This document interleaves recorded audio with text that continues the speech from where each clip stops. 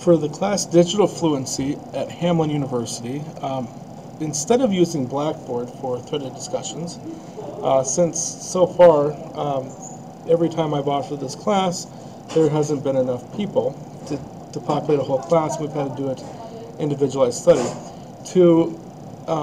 In place of threaded discussions that you would normally have with other students, we're going to use Twitter. And the advantage to this is if you post questions in Twitter or statements in Twitter or start having conversations in Twitter, you basically open up a dialogue with anyone out there who's interested in that topic. And so I'm going to show you really quick how to set up a Twitter account and how to start using it effectively for the class. And since you'll be taking this class as the only student, you're going to then also be facilitating the discussions that we have for the class based on the course readings. So if you don't have an account, you can just sign up here and you can go through, and it's just a simple form you fill out with your name, give yourself a username, password, fill out all this, agree to the terms of service. I'm just going to sign in because I already have an account, and you can see what mine looks like. If you already have a Twitter account, feel free to use it. If not, here's some simple rules. Basically, tweets are the little messages that are sent out into Twitter, and they can be up to 140 characters, and usually people will use, like here we have tinyURL. This is a URL shortening service. There's plenty of these out there, and I'll include some links to these on the class wiki that will basically direct you to another place. So if you want to share something more than 140 characters, it is customary to use to share a link basically in Twitter. Also, you'll see here if we scroll down some hashtags. Let's see if we can find one that somebody has used. I'm actually kind of surprised I'm not seeing more here. Let's go more.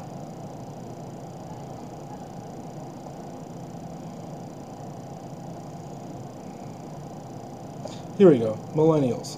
This is a hashtag. It's a way of organizing conversation around a topic. So if I click on millennials, you'll see anyone who's used that hashtag recently will show up in this list. So these are all people talking about the topic millennials.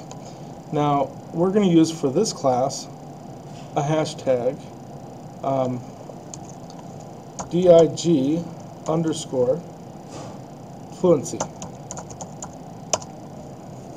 And right now there's nothing on here. But for my Digital Fluency class, using the hashtag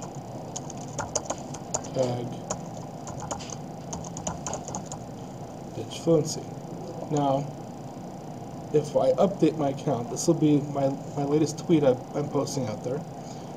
If I search for this again, you should see my tweet underneath. Well, okay. There we go. So you can see now it's a link. It's clickable. So one of the things you really have to do when you start with Twitter is start following people, and you want to follow people who are going to provide you with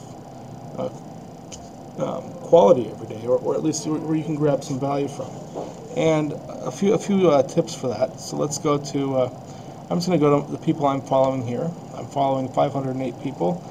I've been using Twitter for a while. I would not recommend, if you're new to this, growing and following that fast,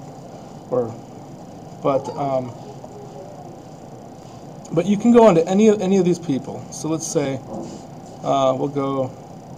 let's click on Michael Wesch here, and you can see who he's following. And these people over here are the people he's following. And so oftentimes you can find people you want to follow by following who they're following. And another way to do this would be if someone does reply to you. So let's go back to my account here. if you post something in Twitter and let's just go back home, and someone replies to you, one of the things I usually do is, unless that reply is some sort of spam or something, I will follow them back. So here we have at Anderson, or at AndrewCJ would be my at replies. Yours will have at whatever your username is. So I can go through here, and I see someone here. I don't think I'm following this person. If I click on this username, it'll bring me to their page. Oh, and I indeed am following them. But let's find someone I'm not following. Let's see here. I'm not following this person. Now, I don't know if I want to follow this person or not. But if I wanted to, I would just click follow here. Also, if you have an iPod or iPhone or another mobile device, smartphone, there's quite a few Twitter clients for both the Android or the iPhone or the iPod Touch. 99% of my tweeting I do from my iPod, and so I currently am using Twitterific, which is a free app. Equifon is also a useful app. I've used that in the past. And if you really want to get into this, there's an application called TweetDeck, which is there's both an application that you can download for your computer or that you can use on your iPod that helps you track multiple conversations.